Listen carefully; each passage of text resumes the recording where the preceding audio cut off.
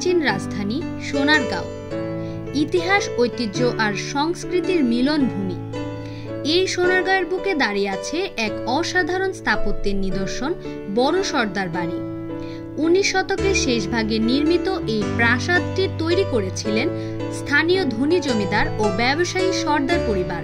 তারা ছিলেন এই অঞ্চলের প্রভাবশালী ব্যক্তি, যাদের উদ্যোগে সোনারগাঁয়ে গড়ে ওঠে এক সময়ের ব্যবসা বাণিজ্যের কেন্দ্র। বড় সর্দার বাড়ির দেয়াল, খিলান আর বারান্দায় যেন একসাথে শ্বাস নেয় ইউরোপীয় শিল্প ভাবনা আর বাংলার নিজস্ব ঐতিহ্য। খিলানযুক্ত প্রবেশদ্বার, স্তম্ভবহুল বারান্দা, জ্যামিতিক অলংকার আর সূক্ষ্ম নকশা, সব মিলিয়ে যেন এক রাজকীয় ছোঁয়া। এক সময় এই বাড়ির উঠোনে জমত অতিথি আয়োজন, পূজা ও সামাজিক মিলন মেলা।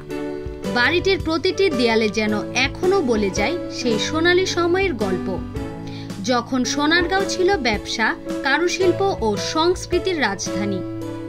স্বাধীনতার পর সময়ের নির্মম পরিক্রমায় এই ঐতিহ্যবাহী প্রাসাদ হারাতে বসেছিল তার পুরনো মহিমা।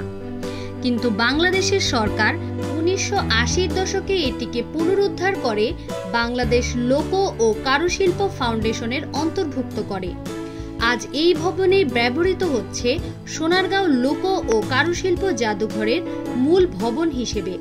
এখানে এখন প্রদর্শিত হয় বাংলার ঐতিহ্যবাহী পোশাক, পুতুল, গয়না ও মৃৎশিল্পের অসংখ্য নিদর্শন।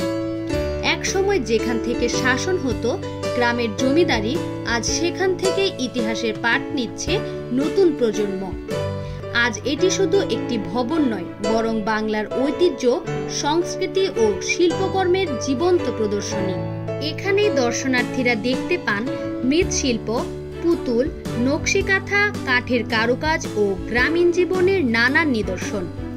পুরনো সর্দার পরিবারের আবাসভূমি আজ হয়ে উঠেছে বাংলার শিল্প ও সংস্কৃতির গর্বিত কেন্দ্র, যেখানে ইতিহাসের সঙ্গে মিলেমিশে বেঁচে আছে বর্তমান।